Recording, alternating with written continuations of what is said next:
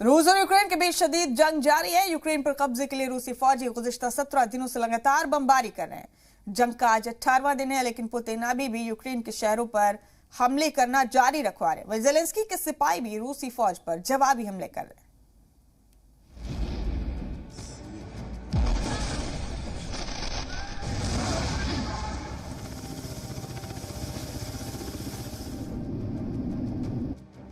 Ukraine पर रूस के हमले का 18वां दिन।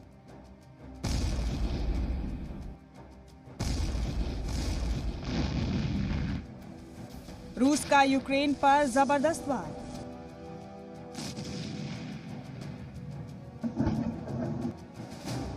यूक्रेन का जवाबी पलट। यूक्रेन पर कब्जे के लिए गुज़िश्ता 17 दिनों से पुतिन आर्मी की बमबारी जारी। रूसी फौजियों के हमले में यूक्रेन के कई शहर तबाह हो चुके हैं। ये तस्वीरें यूक्रेन के माइकोलाइव शहर की है।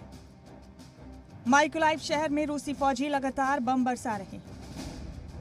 यहाँ एक अपार्टमेंट की इमारत के बाहर एक के बाद एक 2 धमाके हुए।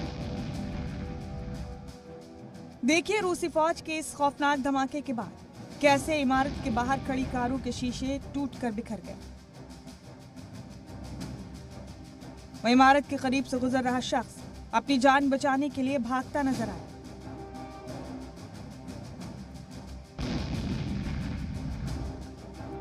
अस्पताल भी रूसी हमले के कहर से नहीं बचे। माइकोलाइव शहर की ही अब इन तस्वीरों को देखिए। रूसी फौजियों ने यह मकामी कैंसर सेंटर को निशाना बनाया है। रूसी हमले के बाद कैंसर सेंटर को भारी नुकसान हुआ है।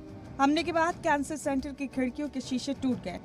कैंसर सेंटर पर गोलीबारी का ये वीडियो माइकोलाइव सेहत महकमे के सदर ने अपने सोशल मीडिया अकाउंट पर शेयर किया है,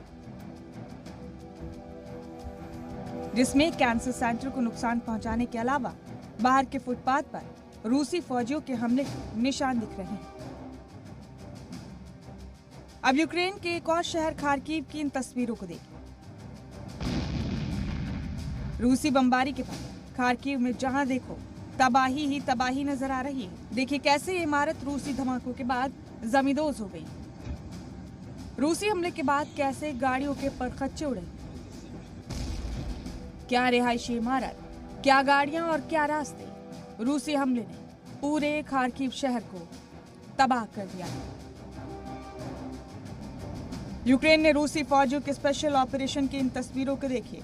इस वीडियो को रूस के वजारत दिफा ने जारी किया है और दावा किया है कि उसने यूक्रेन के हवाई इलाके को अपने काबू में ले लिया है।